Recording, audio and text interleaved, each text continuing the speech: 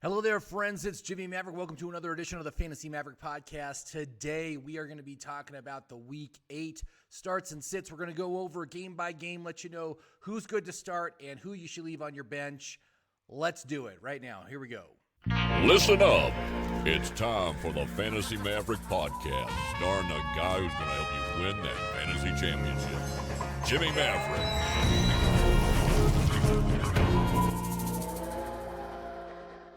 Hello there, friends. It's Jimmy Maverick. Welcome once again to the Fantasy Maverick Podcast, coming at you from Santa Fe, New Mexico. And we are going to talk about today the Week 8 starts and sits. We're going to go over each game, let you know if it's going to be a fantasy graveyard, a fantasy blowout, or a fantasy gold mine. So we will get to that in just a second. But before we do, if you could please give me a thumbs up, leave a message, share this with your friends, and of course, subscribe. All those things really help me out with that YouTube algorithm. I do very much appreciate it, and do love to hear from you. So please leave a comment about these players or any other players you're thinking about. But let's just get right to it. So when it comes to, let's do graveyards first. So graveyards basically, essentially, what these games are going to be is going to be low scoring. It's going to be limited fantasy opportunities. You want to kind of minimize your exposure in these games, but we understand that there are players that you're going to have to start no matter what. But I've got 3 games this week that qualify as graveyards. So let's just go through them right now. The first game, Steelers at the Browns, Sunday early game.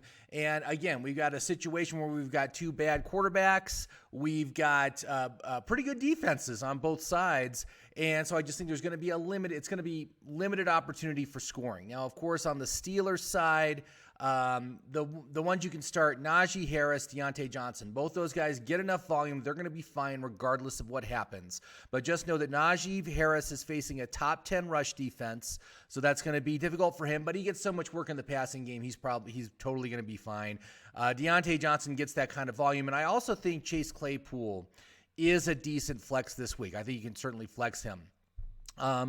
Let's see here. Before the bye, Pat Freiermuth got 7 targets, but I wouldn't start him until we see some consistent usage. That was the first time he got 7. He usually hangs at around 3 targets a week. So because of that, I'm not willing to take a chance on him this week. It's a bad matchup to boot, so don't bother with that. On the Browns side, we got Nick Chubb probably back, expected to start. If he does, go ahead and start him. He's going to be great. But if he doesn't go, then you can start Ernest Johnson, who was fantastic last week with the 2 lead running backs out. But if Nick Chubb does play, I would sit Ernest Johnson. Jarvis Landry also should be back. Well, actually, I believe he is already back. He played in the last game. But he should get decent volume. He's got a good matchup. I do not trust OBJ. You really can't count on him anymore. And, both defenses. I think both defenses are great to start this week. So we'll go with that. The next graveyard game is going to be the Niners at the Bears, another early Sunday game. And for the Niners, really, outside of Debo and Eli Mitchell, you really can't trust anyone else on this offense. No one's getting enough volume. Garoppolo just doesn't get it done. He can't get it done. So anyway, those are the only 2 guys you can really play on the Niners side. And on the Bears side, it's even worse. I would start Khalil Herbert. He's the only one. He's really the only player on the Bears you can trust. Everyone else I would sit, including Allen Robinson. It's just garbage passing game. They're not going to do anything. Defenses, I think, would be good on both sides here also. If you want to play one of those defenses, I think it's a good choice. My final one, a little bit unusual to have him in this category, but Washington at the Broncos on Sunday afternoon. I'm putting this in as a fantasy graveyard. I think it's going to be low scoring. The Denver defense apparently is top 10 against all positions, but you wouldn't know that from the fantasy score that the Denver defense is getting. They have not looked that good, but apparently they are. Of course, I would start Terry McLaurin and Antonio Gibson on the Washington side, and I think Ricky Seals-Jones is a desperation tight end start if you need to have one. Like if you got Mark Andrews or whatever, you could probably start him. He should be fine. On the flip side, on the Broncos side, it's just a mess. They just look awful on offense. Jerry Jeudy might be back this week. So if Jerry Jeudy plays, I'd play him. I think he's good to play. If Jerry Jeudy doesn't play, I would play Sutton. I think Sutton is going to be pretty decent. And I would start Javonte Williams. I would start Noah Fant. And probably Melvin Gordon also. As flex value players, for Williams or Gordon, I think they're good. And really, Courtland Sutton can probably be started even if Jerry Jeudy plays. But it's just, man, the offense just terrible. So let's move on. Let's move on to blowouts. So for blowouts, for fantasy purposes, it's going to be fantastic for Team A and horrible for Team B. So, again, minimize your exposure on those losing side of the blowouts. We do have a number of them this week. The first one, I'm telling you, man, I was surprised to put it in here, but I think this is a good placement, man. Packers at the Cardinals, Thursday Night Football.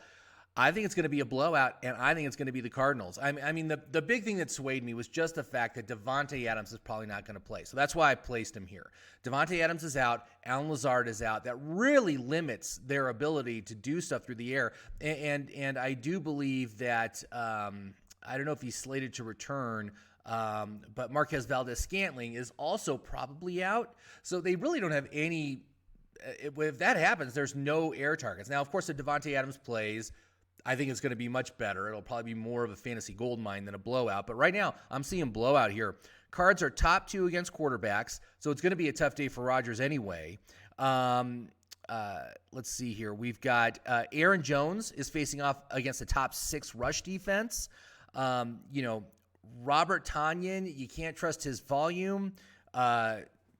Plus the receivers being out. Again, it's a really bad situation, so I would minimize my exposure on the Packers this week to the best of your ability. On the Cardinals, though, Cardinals side, Green Bay does rate top 10 against receivers, but I would not sit DeAndre Hopkins. I would sit all the other receivers on Arizona, though. A.J. Green, Christian Kirk, they're just not getting enough volume, man. They're getting, 5 targets. You just can't count on that for season-long fantasy, so I wouldn't do that. Zach Ertz, he got 5 targets on his debut at Arizona, was very effective, so I would be okay with starting him this week. I think he will be okay, although he is a low-volume play, so there is the potential for a bust there. Let's see here. Packers are just outside the top 10 against running backs. So I think Edmonds and Connor are both startable, but again, it's not as good a matchup as I would like to see. But I think they'll be fine. Especially if you're playing them in your flex. Next blowout. Oh yeah, Bengals at the Jets. Another Sunday early game. The Jets are actually top 10 against quarterbacks and wide receivers. Can you believe that? I don't know. I'm finding it hard to believe that, although I'm guessing the reason why they are top 10 against quarterbacks and wide receivers is because they don't have to throw the ball that much when you're playing the Jets because you're going to beat them on the ground anyway. But despite that, I'm not sitting Joe Burrow. I'm not sitting Jamar Chase, and I'm not sitting T. Higgins. I am sitting Tyler Boyd. The guy's just not getting enough volume. And again, it's a tough matchup, so he's probably going to be a 550 guy, 5 catches, 50 yards, not worth that much outside of PPR. Now CJ Uzomah, I talked about this guy on the waiver wire show, and he is very tempting for you to want to start him, and I can totally understand why you would want to do it. But as I said, over the past 4 weeks, he has gotten a total of 14 targets. And of those 14 targets, he's managed to turn that into 5 touchdowns. Let me tell you what, man, that is not sustainable. It is regression, a huge regression candidate. And if he does not get a touchdown, the dude's going to get you like 3 points. So, that's the risk you're taking if you're going to start Uzomah.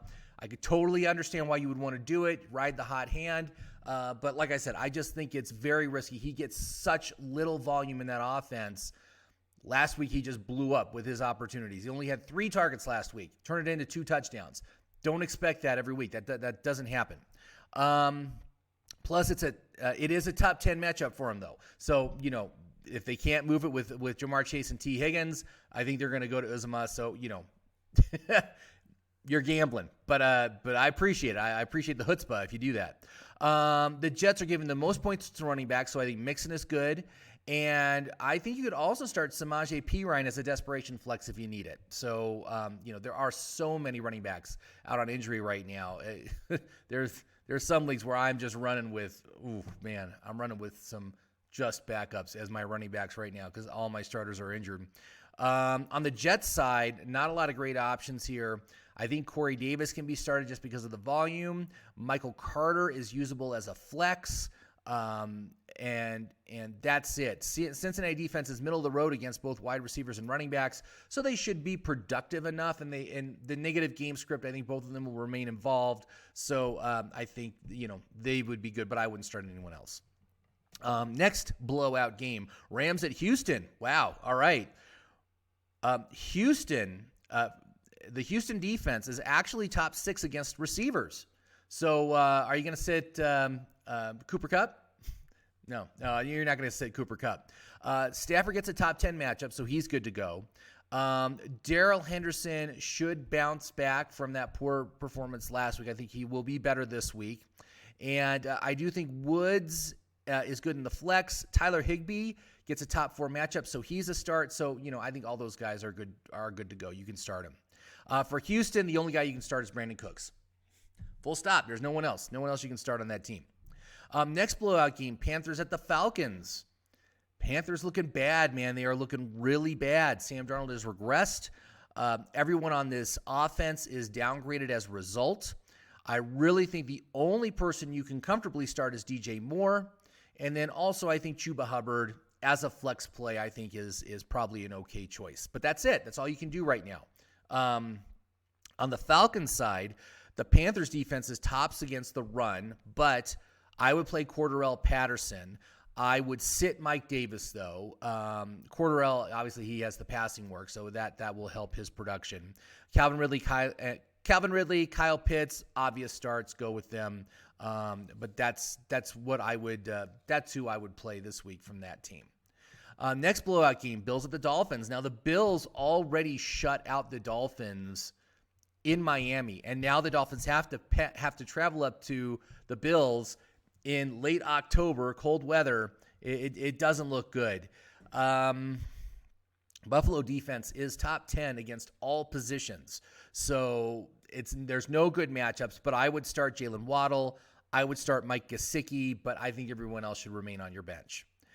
For the Bills, Josh Allen, Stephon Diggs, Emmanuel Sanders, all great starts this week. Cole Beasley continues to remain way too volatile to trust for season-long fantasy. So you want to play him in daily, go ahead. But for season-long, I would sit him. There's just no read on what kind of usage he's going to get on a week-to-week basis.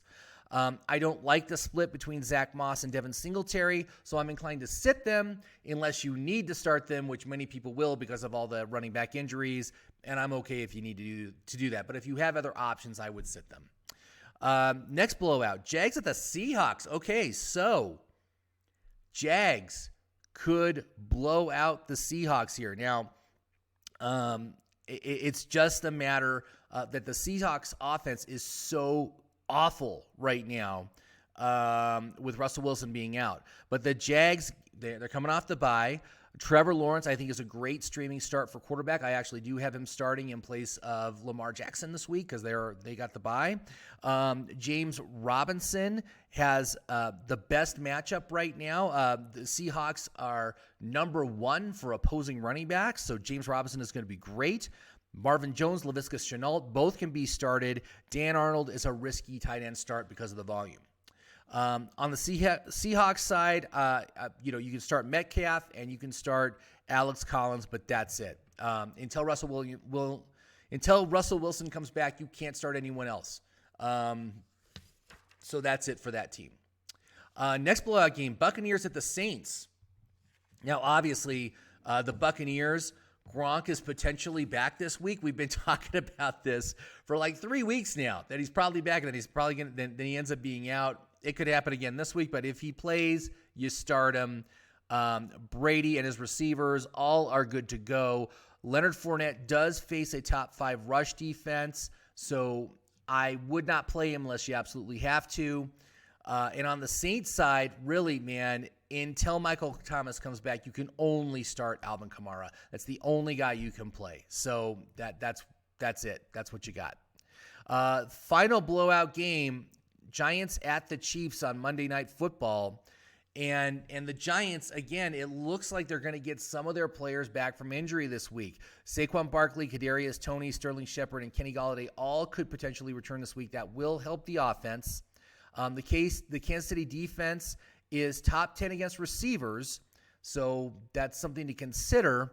But the Chiefs are very poorly rated against quarterbacks, so I think Daniel Jones is a good streaming option. Saquon Barkley, Evan Ingram also have really good matchups, so they should be started if Saquon plays. Again, Evan Ingram I think is a good play as well this week. And then on the Chiefs side, what to make of that Titans blowout last week? I am concerned about it. I am concerned about the Chiefs, but I don't think there's any way that you would sit the 3 stars, Mahomes, Kelsey, or Hill. I think Darrell Williams is also good to go. And I think the Chiefs are going to take their frustrations out on the Giants. That's why I have them as a blowout here. So that's where I'm at with this team. Now, the gold mines, we only got a couple. I got 4. All right, I got 4 gold mines for this week. So this is where both sides are going to be good. There's going to be a lot of points scored. You're going to be happy for both these teams. The first gold mine game, Titans at the Colts. Really? The Colts, yeah. But the Titans, I am as shocked as anybody that the Titans have managed to pull off 2 huge upsets against the Bills and the Chiefs. Kudos to them. I mean, I never saw that coming, especially with as poor as that defense was playing at the beginning of the year. They're playing much better now.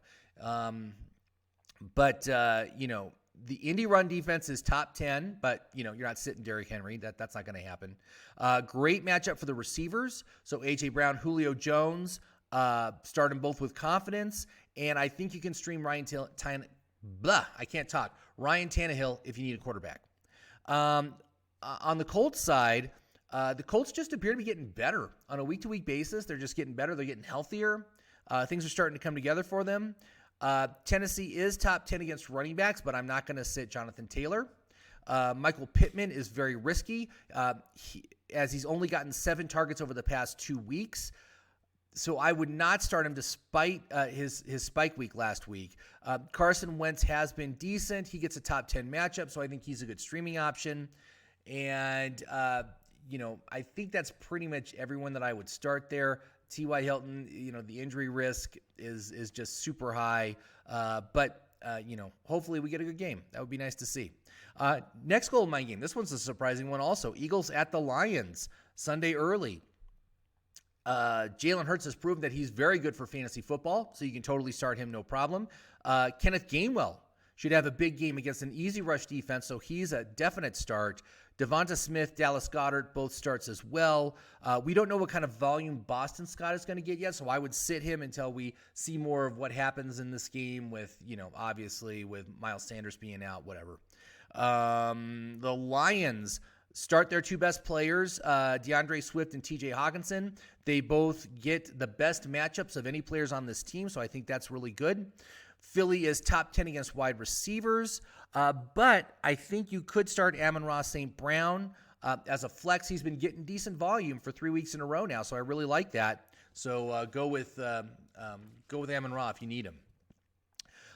Next goldmine game, Patriots at the Chargers. So Patriots, Damian Harris gets a top 5 matchup. Start him. Hunter Henry has TDs in 4 consecutive games. Start him. Jacoby Myers is the only receiver I can start on this team as a flex because of his volume. And who knows, maybe he won't get a touchdown this year. It just seems like the deck is stacked against that poor guy. I feel bad for him. He's played well. But on the Chargers side, Patriots are top 10 against quarterbacks. So this is I think Justin Herbert is probably the riskiest QB1 that you can start this week. And really, they took Herbert out last year. Now, of course, Herbert was a rookie, and the Patriots are extremely good against taking out rookie quarterbacks historically.